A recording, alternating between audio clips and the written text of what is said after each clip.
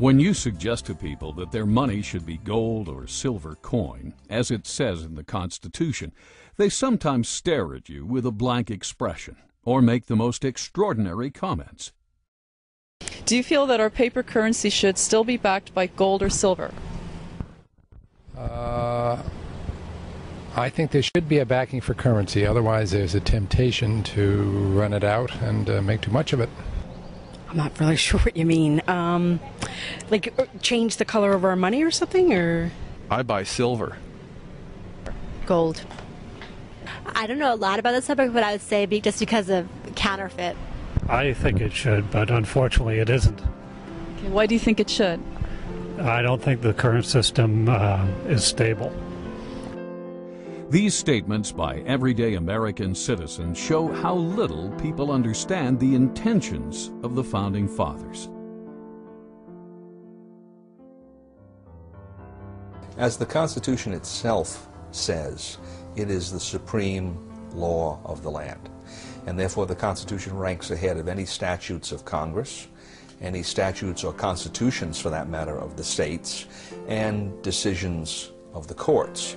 And any law or decision of the courts that is inconsistent with it is to that extent void. It's not a law at all. So, what's going on here? Why does the Constitution clearly state that our money shall be coin, yet we are using government-issued, supposedly official, paper dollar bills? And we can't even redeem these for silver any longer. And why does Thomas Jefferson, the very man who drafted the Declaration of Independence and co-authored the U.S. Constitution, warn us about banks and corporations? Something is off here.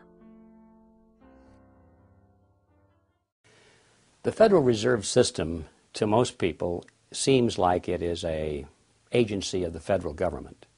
That's what I thought it was when I first started to research this topic. But it turns out that it's nothing of the kind. The Federal Reserve is a hybrid organization. It's a partnership between the federal government and the private banks. When you look at it deeper than that, its essence is neither as a government agency or a private company. In reality, it is a cartel. In other words, it's no different in essence than a banana cartel or a sugar cartel or an oil cartel. It's a grouping of the large private corporations in the field, banking, who have come together to create agreement between themselves to limit competition, to preserve their profits, and to make sure that no newcomers come in and take away their position. That's what cartels are always designed to do. And it's a shocking thing to realize that something as prestigious as the Federal Reserve System, at its core, is nothing more or less than a banking cartel with exactly those same objectives. The motivation for Congress to go into partnership with the elite bankers who formed the Federal Reserve is clear. Endless amounts of money could effectively be printed up and lent to Congress. Thus, individual congressmen would no longer be forced to depend on raising taxes to generate additional revenue, an unpopular action that can cost them re-election. Ironically, if there were no Federal Reserve, there may have been no need for an income tax. The country did fine without it for 137 years. The Income Tax Amendment was introduced the same year the Federal Reserve System was formed, 1913. Coincidence? Prior to the formation of the Federal Reserve System, the country never did better. In fact, that was the problem, at least for the major banks. Capital formation, also known as savings, was happening all over America. Other than panics, many of which were caused by unethical lending practices, America was doing great. So much so, the big New York banks were losing business. But why isn't the mainstream media telling us this story? What would motivate them to refrain from a critical interpretation of banking history and the Federal Reserve System, especially today, when they broadcast critical, even intimate reports on every other aspect of life? I consider the Federal Reserve Act and the creation of the Federal Reserve as being unconstitutional. It gave the government then the power to create legal tender out of thin air, that is, to create paper money. And although they didn't do that overnight, between 1913 and 1971, that is exactly what happened. But the notion of a central bank does not fit into the Constitution. The Congress has the authority to coin money, and only gold and silver should be legal tender. And this is an absolute contradiction of the Constitution to have a Federal Reserve System and a central bank. Not a lot of American people understand it, and I would add that probably not too many people here in the Congress understand it either. I think they see it as a convenience, and I think a lot of other people see it as a convenience because they think they're protected by the type of system that we have. But a fiat monetary system or a paper money system is merely a system where the government has this power and authority to dictate and insist that a piece of paper is legal tender. And even members of the banking committee have come up to me and they said, "You mean our dollar isn't backed by gold anymore?" Not realizing that the Federal Reserve really accommodates big government bureaucrats and politicians. There's another major problem with the system in that the system is a cartel structure, which means that they've taken all the banks in the country and put them into one economic unit that's essentially regulated from the top by the Board of Governors of the Federal Reserve System. Comes 1932-33, had the crash. The Roosevelt administration came in, and one of the first important pieces of legislation that was passed was the National Industrial Recovery Act of 1933. And the National Industrial Recovery Act of 1933 did for all industries in the economy the same thing that the Federal Reserve System did for the banks in 1913. It created a cartel structure. All the steel producers were in one group, poultry people were in another group, mining people were in another group, and on top of this whole thing was something that looked like the Board of Governors called the National Recovery Administration. The National Industrial Recovery Act was challenged as to its constitutionality, and a case went to the Supreme Court in 1935, the Schechter poultry case. And the Supreme Court unanimously declared it unconstitutional. They said this kind of delegation of power by Congress to private parties is, and this is an exact quote, unknown to our law, unquote. You couldn't find it anywhere by any method of interpretation, simply unknown. Well, the difference between the National Industrial Recovery Act and the Federal Reserve Act is essentially zero. The peculiarity here is that the Federal Reserve Act has never gotten that question to the Supreme Court. Let's take a second look at the words of Thomas Jefferson. A deeper look at exactly who owns and operates the private banks known as the Federal Reserve System, and what their mission statement might be. The banks and corporations that will grow up around them will deprive the people of all their prosperity. Interesting that Jefferson not only mentions the banks that will grow up, but the corporations as well. Bear in mind that each one of the Federal Reserve Banks is basically a private corporation. Neither you and I, the people, nor the federal government, for that matter, own these corporations, these so-called banks. They are owned by other corporations, known as member banks. The Fed was formed not in Washington, D.C., not in the halls of Congress or some meeting room, but it was formed on a private island off the coast of Georgia called Jekyll Island.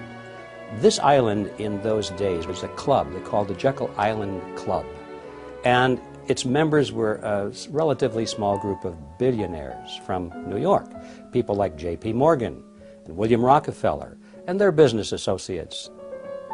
When they went to the island, they all traveled aboard the private railroad car of Senator Nelson Aldrich.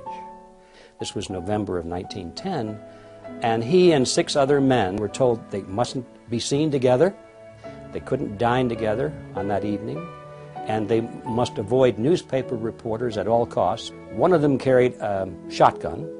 Just in case he had been confronted by a reporter, he was prepared to tell them that he was going on a duck hunting trip.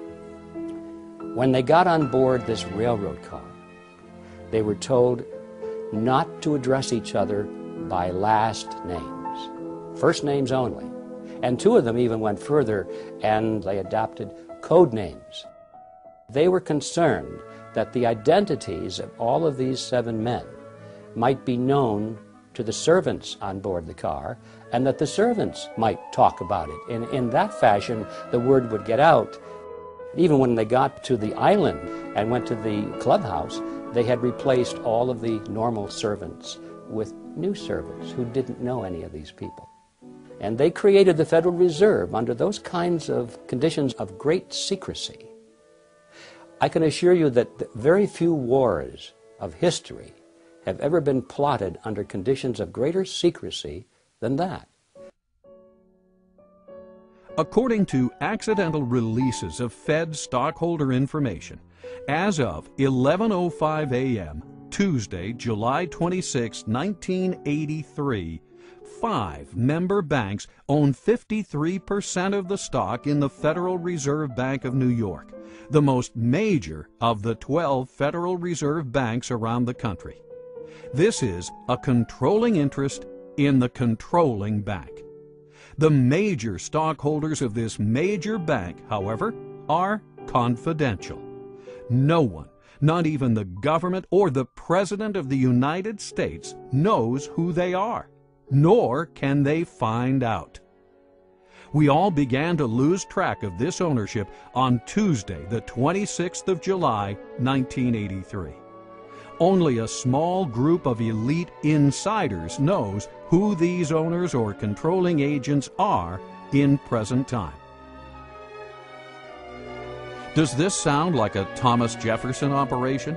Does this so-called Federal Reserve System sound like something Ben Franklin, the man who invented the pot-bellied stove and co-authored the Constitution, would set up? Or does this system sound more like something George Orwell would write about in his nightmare book, 1984? Again, G. Edward Griffin. In those days, there was a great deal of concern among the American people about the concentration of financial power in the hands of a few very wealthy and powerful financial interests in Wall Street. They called this the money trust. And the cry in those days was to break the grip of the money trust. And one of the primary purposes of the Federal Reserve Act, as it was promoted to the American people, was just that, to break the grip of the money trust. They were going to write a law that was going to take the power away from these people and put it in the hands of their trustworthy politicians, you see. Put it in the hands of the people through the electoral process. That was the propaganda behind the Federal Reserve System. So what's the purpose of the secrecy? It's because when you look at the list of these people who went, they were the money trust. They were the representatives of the banks, of J.P. Morgan, the Rockefellers. They represented Kuhn-Loeb and Company, Warburgs in Germany and the Netherlands, and the Rothschilds in England. This was the money trust, not only of the United States, but of the world. Had that fact been known, who these people were that were drafting the Federal Reserve System, the trick would have been exposed, and the public never would have adopted the Federal Reserve Act as, in fact, they did. When you think about the significance of the Federal Reserve Act being passed under those conditions, the American people didn't know, but it was banking interests that were behind it. Powerful banking interests, because they wanted their assets protected. They wanted the Federal Reserve to be the lender of last resort. So if they had been loaning out and risking the money, these loans go bad, instead of having the market take care of this, they wanted bailed out. And this is why it was a tremendous popular thing to do for the banks and, of course, the big business people who were borrowing the money. So it was very, very special interest directed, and it was designed for the elite. And even today, a lot of people don't quite understand that. So it's an educational job as well outside of Washington, but hopefully someday people here in Washington, especially the members of the Banking Committee, will gain some interest in this subject, because ultimately we will have to address it. Where does Congress get most of its funding? I would like to say from us, but I'm sure they have foreign investors that they also get their money from. Okay. Taxes. People? Government?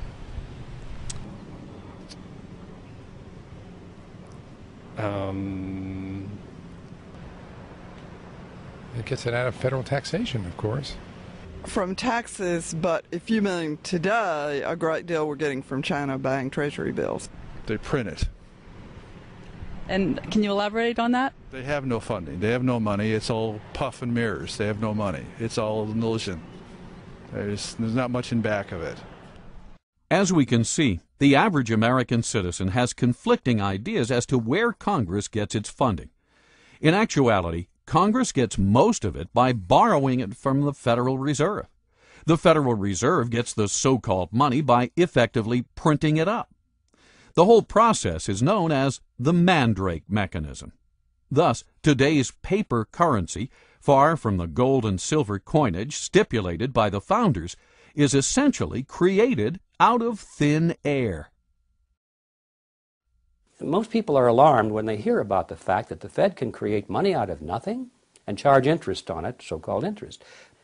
It starts with Congress. Remember, a moment ago I said that the Federal Reserve System was a partnership between a cartel and the federal government.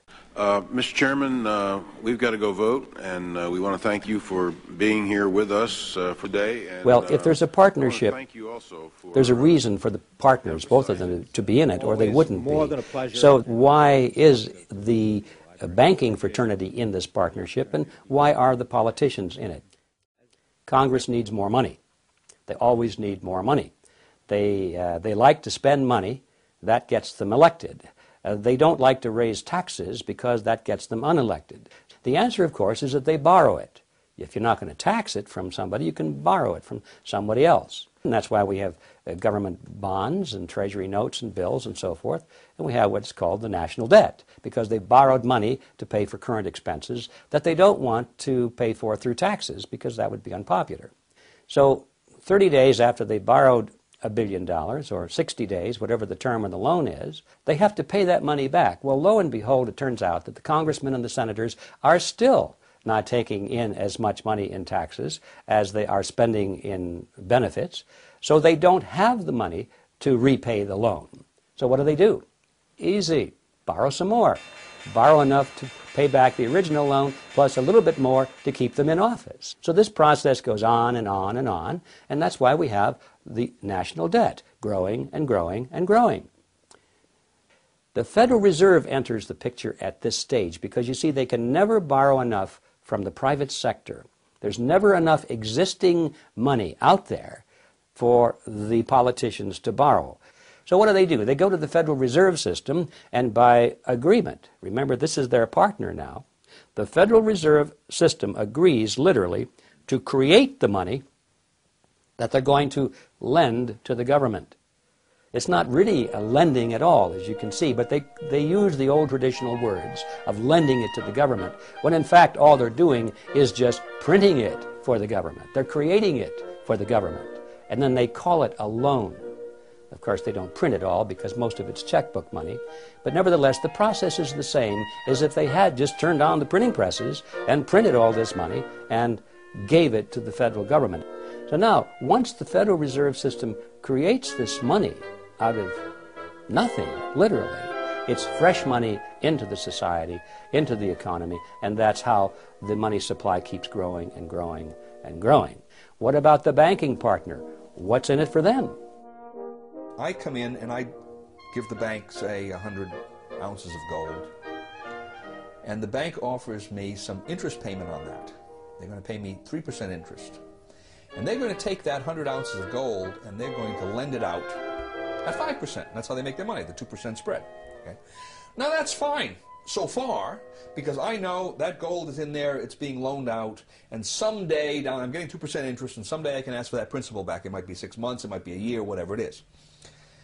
Where the trick comes into this is the bank says, not only are we going to lend that money out, but we're going to allow you, Mr. Depositor, to draw on that money right now. All right? Which means that they can't possibly be saying that I can draw 100% of that deposit when they've also loaned out 100% of that deposit. Now, maybe they don't loan out 100%, maybe they don't loan out 90% or 80%, but whatever it is. And that's the fractional reserve concept.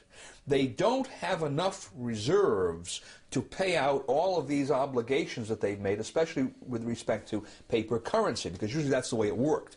Now, why do they do this? Well, they do this because they make money. Right? If I can loan out essentially more than I have in my reserves, by that difference I'm increasing interest payments. So the bankers are beneficiaries of this, and obviously the first lender, the person that receives that money, is a beneficiary because he's getting money they wouldn't have gotten otherwise, even though he has to pay interest on it. But then what happens down the line?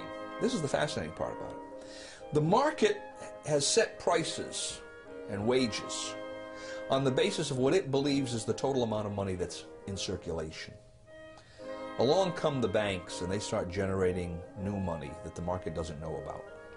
It finds out about it because the money goes into circulation. So I'm the first user of this money. I've just received the loan from the bank. I'm going to go out and buy cement with it. And when I buy cement with it, cement is at the original market price. Now, as that money starts percolating into society, the market realizes there's more money than there was before. More money chasing the same amount of goods means the prices of goods go up, right? So eventually, somewhere down the line, that same cement that I just bought for $5 a pound is going to cost someone else $6 a pound. Now, if he buys that cement at $6 a pound before his income has increased commensurately, what's happening to his real wealth? He's losing real wealth, right? His costs have gone up, his income stays the same, his real wealth is decreased. Whose real wealth has increased in this transaction? Mine and the bank's, because we got the full value of the money right at the beginning. So this system transfers wealth. Somehow, you can't exactly follow it, but the principle is there. It transfers wealth from society to the creators of money. For every $1 billion that's put into the banks, I, as a commercial banker, can create an additional $9 billion and push them out into the economy as loans. Now that $9 billion based on the $1 billion, which itself was created out of nothing, all of it is just fiat money. It's created out of nothing, but the commercial banks get the bigger end of the deal, as you can see. They can create 9 for the private sector called loans, and these are genuine loans. And that is where our money comes from. That is how money is created. Every bit of it is created in this fashion. Every bit of it is based upon debt, and that debt creates money that literally has nothing behind it at all. Now this is how money is created in the Western world. And it's an amazing story. Only a very few people at the top know how money really comes into existence. Best estimates say that a network of about 7,000 people, mostly located in large urban areas worldwide, facilitate the acquisition and control of the voting stock of these banks by proxy. The marching orders as to where literally hundreds of trillions of dollars of monetary power will be directed are believed to be given by the 7,000 on instructions from an insider control group we estimate to number about 300. Of the 300, many are related to one another by blood, marriage, and business ties, and, it would seem, have family ties to the original robber barons of the Industrial Revolution at the turn of the 19th century. More importantly, however, most of the 7,000 involved in this group may be largely unaware of their negative effects on society. They may sincerely, but naively, believe they are simply doing good. Nevertheless, now talking about the 300 who form the inner controlling body, we estimate that about 50 of this group are anything but naive. Thus, having successfully established the ultimate money-making machine, the Federal Reserve System, this nefarious cartel of tyrants is in a position to literally acquire control over the assets of the world, deprive the people of all their prosperity, as Thomas Jefferson would say. This is the calculus of the situation, and this is exactly what they are doing, with a little help from their virtuous but ignorant servants in Congress, as John Adams might say. Yes, the Founding Fathers must surely be rolling over in their graves. The original intent of the Constitution is spelled out quite clearly, not only in the document, but in the immediate history that surrounds its formation.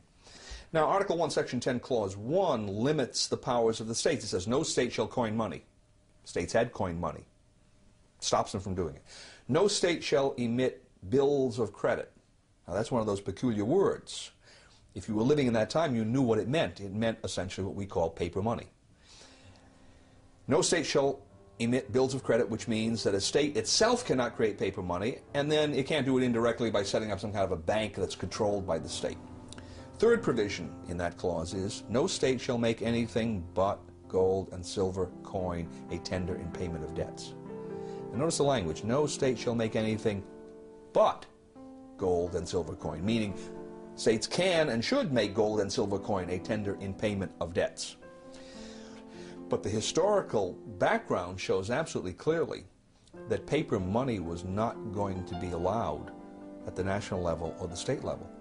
And the very interesting point here is that the same people who wrote the Constitution had been to a large extent in control of the states and of the Congress under the Articles of Confederation during the War of Independence. These people had emitted large amounts of paper money. The states did it, Congress did it. When that Congress did it, it was called the continental currency, and most people are familiar with the phrase not worth a continental. Paper money depreciated so radically in value that it was essentially worthless. Those same people looked back at what they had done only a few years earlier and said, we're not going to do this anymore. The inflation isn't rising prices. The inflation is the government's program of increasing the supply of money, which devalues the currency, and that causes the prices to go up. Inflation, that is the destruction of money, eventually wipes out the middle class. The best example in the 20th century being what we saw happen in Germany. As the runaway inflation came, the middle class got wiped out. In the early stages, of course, somebody benefited. Eventually it hurts everybody. But in this country right now, we have constant insidious inflation. So there is a transfer of wealth from the poor and the middle class to the wealthy. But because it affects the business cycle and causes prices to go up in general, who suffers the most? The people who can afford it the least. That people on fixed incomes, low middle income people, poor people. I think it especially hits hard low middle income people who are trying to make it on their own and won't go on the dole, because their prices go up more and they're the first ones to lose their job when the business cycle turns down. The Federal Reserve, by increasing the credit, creates the boom part of the cycle, but then there's always the resulting downturn of the cycle when unemployment rises. We're always live. It's almost impossible to believe that the all-powerful dominant media, what Bill O'Reilly calls the elite media, would endlessly cover all these issues, yet be silent on the very subject that is common to all of them: money, and the entity that creates and manages the so-called money supply, the Federal Reserve System. Why is this? One can never watch enough television.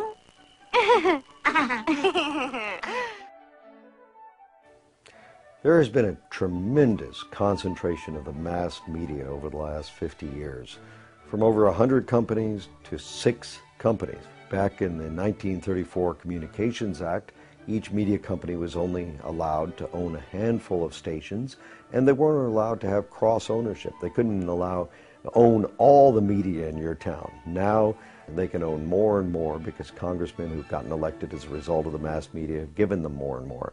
That means very few people have the right to speak to us over television, over radio, through the New York Times, the LA Times, the different news media. The whole purpose of the First Amendment is to guarantee that we have more, not less speech.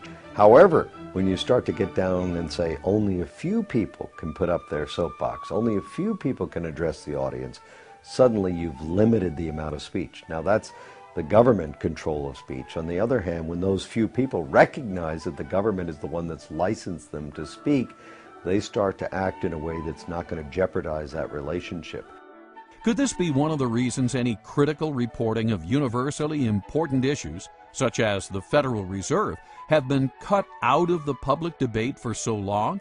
As Ted Turner relates in his article, My Beef with Big Media?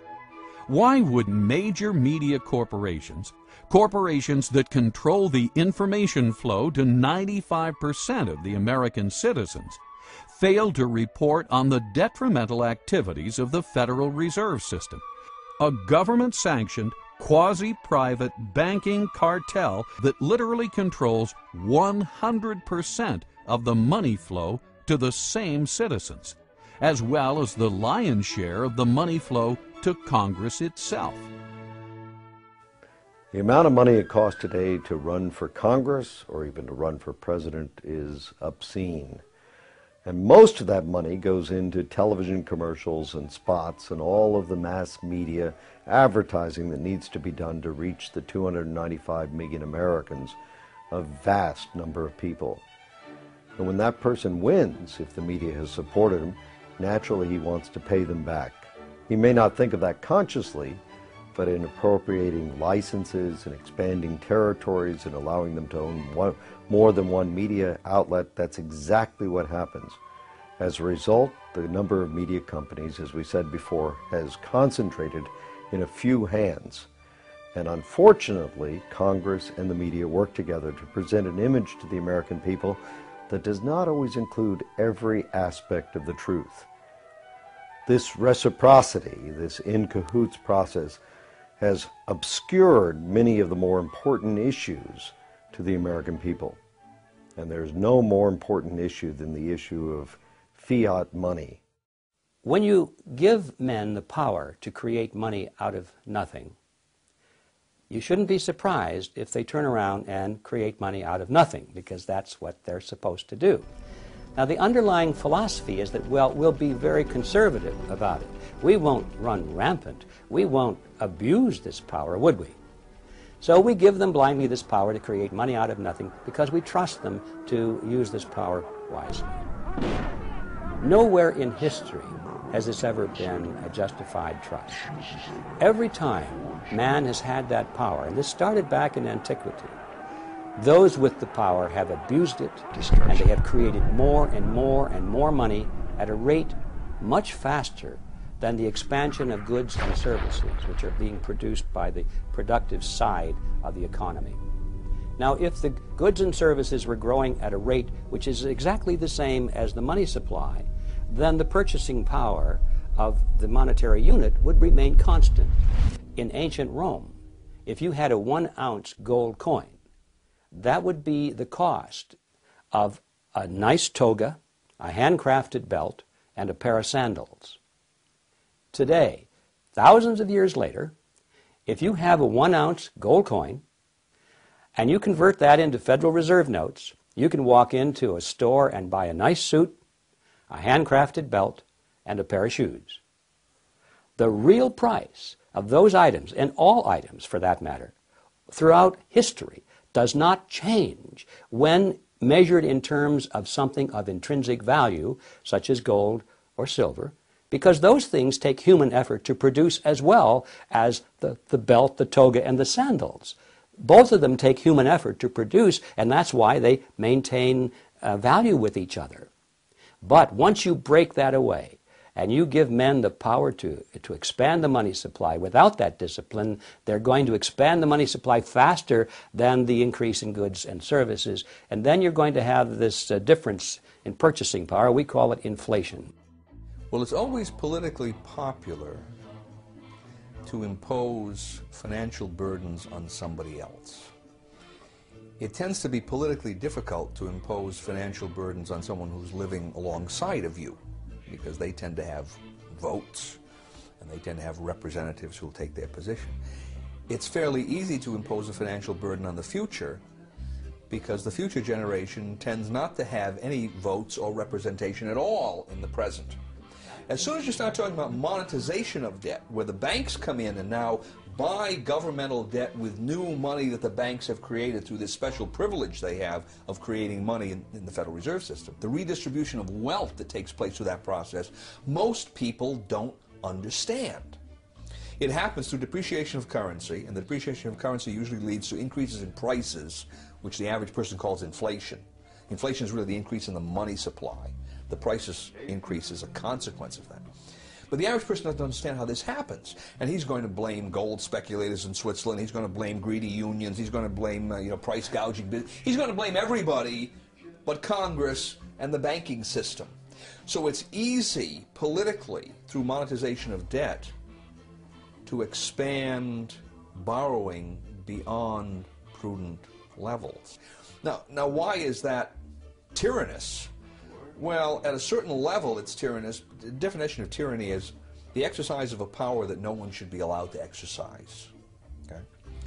And it's tyrannous because no one should be allowed to exercise a power that puts burdens on people that are not allowed an opportunity to be heard, an opportunity to vote, an opportunity to have some kind of a say. Right? Granted, to some extent, you're going to have to do that in the nature of government as long as you have borrowing, but beyond a certain point, it becomes tyrannous. And it's beyond that point that the present system allows our political structure to move too easily. How much, take for instance, how much is the purchasing power of Federal Reserve notes lost since World War II? About 90%.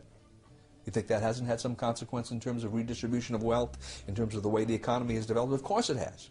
The average person doesn't see it. He can't follow the lines of cause and effect, but it's there, and his life is quite a bit different from what it would have been if that hadn't occurred. Purchasing power, monetization of debt, inflation. What do we mean by all these terms? Terms we may have heard many times, but still fail to connect the dots. Are you confused? If so, you're not alone. Inflation, I think, is a bad word because really we think of inflation as rising prices. But in reality, what's happening, prices are not going up. It's that the value of the dollar or the monetary unit is going down. That's what's really happening if we understand the process. And it's a tax, therefore. Our lost purchasing power, what we have to pay more for a bag of groceries today than we did 5 years ago, comes out of our pocket, comes out of our earning capacity. That is value which we should have, but it's been taken from us through a process that we call inflation, but in reality it's a hidden tax. Inflation is the result of being able to create money out of nothing, and that is the power we have given to the Federal Reserve System. Therefore, we can say that the Federal Reserve System is the agency of a hidden tax called inflation. Since the early 1900s, almost no one talks about the country's banking system anymore. What happened? There was a shooting, then there was nothing. Yet our money, like water, is one of the most important commodities we have.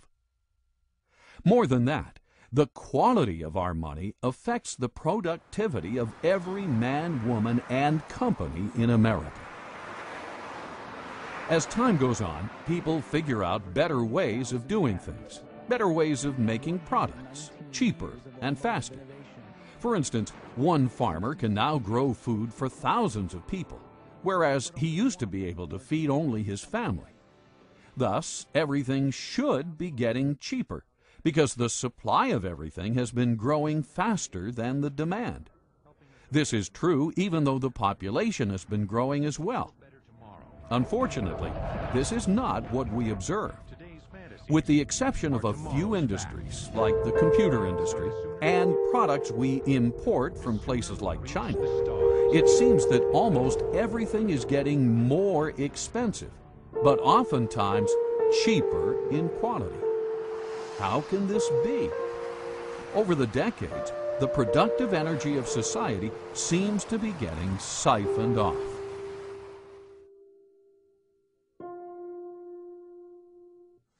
Well, it's hard to predict, but I certainly think it's possible, because I think the financial bubble worldwide is something that we have never experienced before.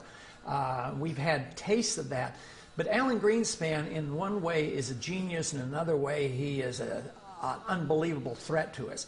He's a genius in the sense that in a technical fashion, he's been able to keep this system of inflation together longer than anybody else has been able to, especially in this last go-around from 2000 on.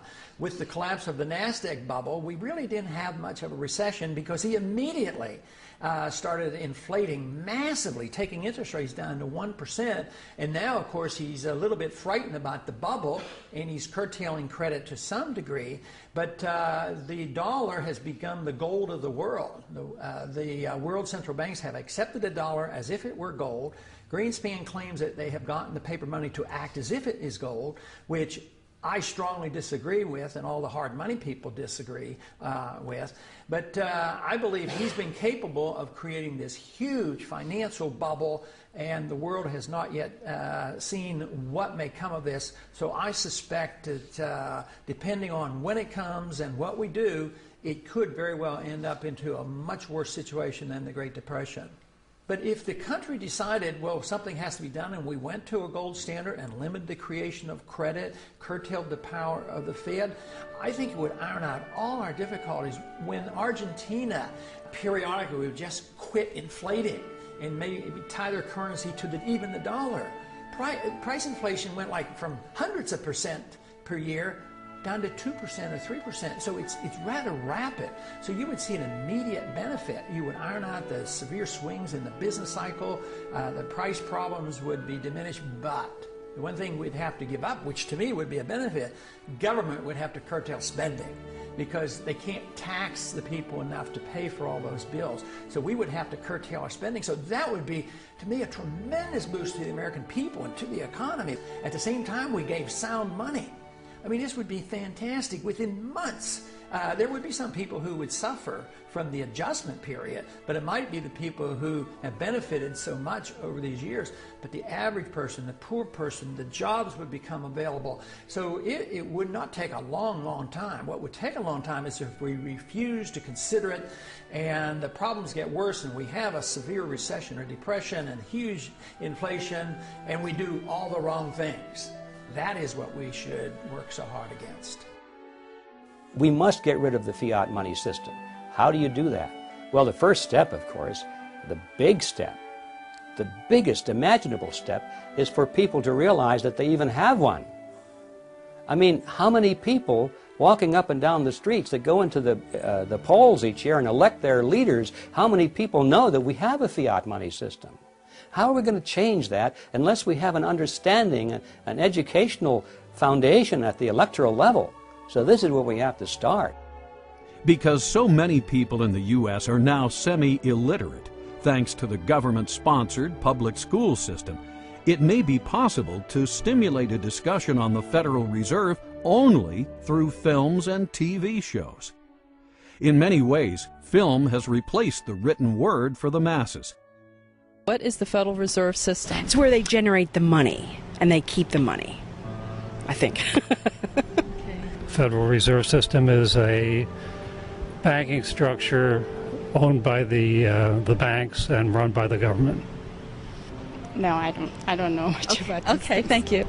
It's a system of balancing the flow of currency throughout the United States so that as banks need to have liquidity, they have it, and as they need to tighten up money, they tighten it up. Similar to what you had said earlier about having the reserves for when we go in a crisis or something, and you need to have that actual backing, not just the dollar currency, because paper is paper, and if you don't have that gold or silver behind it, then it's just going to be paper. It was established in, if I guessed, I'm not sure, 1913 perhaps, to establish stability in the American financial system. I don't know the answer to that. What is the system? It's a banking system that's run by the government.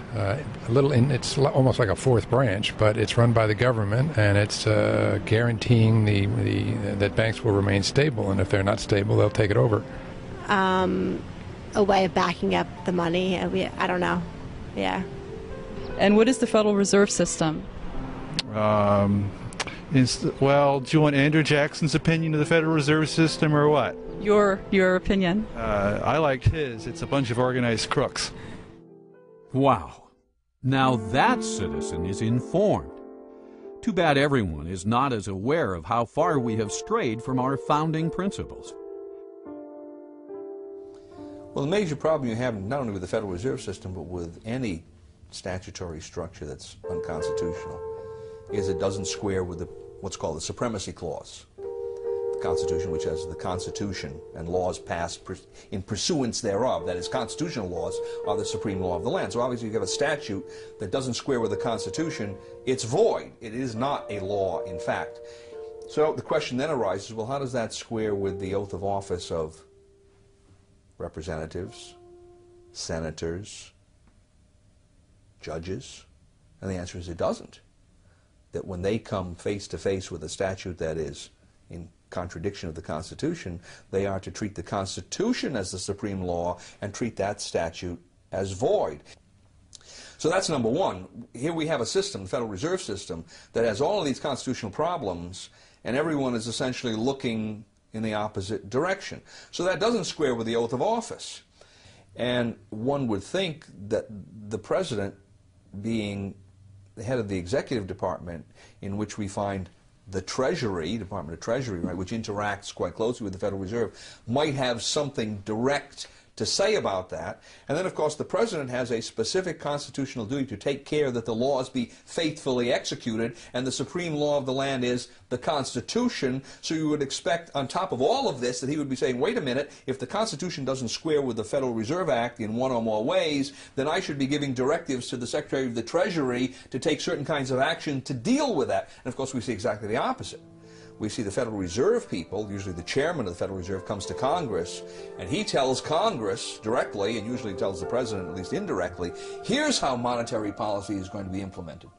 So the Federal Reserve is the tail that's wagging the dog when we have all of these questions, and it may not be legitimate at all in whole or in part. If you want to see the way power goes in a system or the way the laws are corrupted, follow the money, and the Federal Reserve is a huge agency for the creation of money. If you study monetary history throughout thousands of years, you will find out that paper money has been tried many, many times, and it never succeeds. It always ends badly. The question is when will the dollar end badly? Will it be next year, or in 5 years, or 10 years? I'm convinced it will end unless we do the right things, and that is restore soundness to the money, put restraints on our government, either strictly curtail the power of the Fed or get rid of the Fed. That will be the only way you can save the dollar. But if we continue to do what we're doing now, we will eventually destroy the dollar. Throughout history, as governments grow, they limit the individual's rights. The same thing happened in the Roman Empire. We know this from history, but we also know it from Shakespeare's wonderful play, Julius Caesar. As we start moving toward a bigger and bigger government, it's going to mean that the individual no longer has the right to own his property, the right to do what he wants, the right to live freely, the right to worship as he wants, the right to speak as he wants. The government starts to tell us what to do. Most of the time they think they're telling us what to do in their best interest, but the trouble is that government, as Adam Smith pointed out, John Locke pointed out, as the great thinkers of all time have always pointed out, don't really know what's right to do. Government often makes the wrong choices because it doesn't understand the consequences of its actions. So even when it doesn't desire to be a nefarious force, to be a dark force, it often is. The problem that we have is the result of legislation. Congress has to make fundamental changes in the present system. I don't think that it's possible to impose from the top down even the constitutional system, because no one out there now is used to using gold and silver as their money. So what needs to be done is to create a competitive system of currencies. Leave the Federal Reserve System there. Slowly, over 6 months or a year, take away some of its legal privileges. Its legal tender privilege, its privilege as the only medium to pay government taxes, so forth and so on. And over on this side, create a gold and silver system. And then you will have competition between the two, the paper money price structure and the gold and silver price structure. And it will be a competition. What happened is, in this competition, gold and silver would win out, because in competition the free market usually wins out over governmental intervention and special privileges. And that's the reason we have governmental intervention and special privileges, to keep the free market from winning out. And that's why they go to government, to ask for legal privileges, all right? So that's the first problem. Now the second problem is, I don't see that happening through Congress, because there are just too many loggerheads in Congress to get the thing started. So my suggestion is that it begin in some state, a small state, a state that probably has a certain amount of its taxes that it can hypothecate to gold. And if the system worked and more people were asking, then the state could expand the areas of taxation and bring more people into it. And eventually you would, if it worked, you would see the whole state, the state's monetary system, the government, state government, would be on a gold system. And then I would think as well you'd begin to see that spreading into the economy. Now, if that were to happen, then I think other states would look at this and say, well, that makes sense. Let's begin to move in that direction. You could look at it essentially as a monetary insurance policy. They don't have to go beyond 10%, but 10% gold holding is perfectly prudent. And if something were to happen in the economy, if there were to be a monetary crisis, banking crisis, then the state could rapidly expand the system because people would know how it operates. But the idea is to get the mechanism, as it were, on the table so that people can see how it works, why it works, what its benefits are. They don't have to be afraid of it. And arguments along the lines of there's not enough gold and silver in the world to do this will, that kind of thing will be shown to be fallacious. Concerned citizens should be asking themselves questions like, why do you feel like you're on a treadmill that's constantly running faster? Hey. Why does it now take a two-income family to make ends meet, thus preempting women from their traditional role of providing stay-at-home childcare? Why do we see a never-ending expansion of government, even though our elected officials endlessly promise to reduce it? Where does the government get the funds to wage perpetual war, yet fails to provide the basic protection citizens needed on September 11th? Why do rich people seem to be getting richer, while you and all your friends seem to be hardly making ends meet? Why does a first-class stamp now cost you nearly 40 cents when it used to cost only 5 cents? Should a 90% loss of purchasing power be tolerated? Where does it end? It's easy to see where we're headed. You don't have to be a rocket scientist. If you follow a graph, and you can see that there are points on this graph and they're going constantly in one direction, and they've been doing this for 50 years, you don't have to be a rocket scientist to see where it's headed. Where this graph is headed is for total destruction of our monetary system. Our money will be totally worthless, and it'll probably be reissued in the form of some international currency, which will be equally worthless. But the value to these people is that once it's on an international basis, there's nowhere else to go. Right now, if you don't like American dollars, you can buy Japanese yen. If you don't like that, you can buy Swiss francs. If you don't like that, you can move to whatever currency seems to be having a little better track record. Once there's an international monetary system in place, modeled completely and exactly after the Federal Reserve System, it's exactly the same, then there's no place else to go, folks. You've had it. So that's where it's headed, and if we don't turn this thing around, I think we're going to be living in kind of a modern serfdom. And we'll be serving masters, and they won't be living in the big castles that we can see, at least, and say, well, that's where the master lives up there, and we're tilling his field. Our masters will be the bankers and the politicians, and they'll live in big houses, but they won't be castles. But we'll be serving masters nevertheless, and we'll be thinking they're wonderful people without realizing that they are our masters. If the United States went back to constitutional money, it would be an amazingly wonderful event, because it wouldn't be just going back to constitutional money. In order for that to happen, that means you'd have to assume a groundswell of awakening on the part of the electorate. And they would understand not only what's happening in the monetary system, but what's happening across the board in our political system. I think we would have a great resurgence of prosperity and tranquility. That means that the electorate would have to be questioning a lot of other things in our society as well. And I think we would see an improvement across the board, and I look forward to that day. Americans need to stay on top of one of their most influential institutions, the Federal Reserve System. They need to start asking questions, not only of their representatives, but of no less than the President of the United States, whose sworn duty is to uphold the law of the land, especially the supreme law of the land, the U.S. Constitution.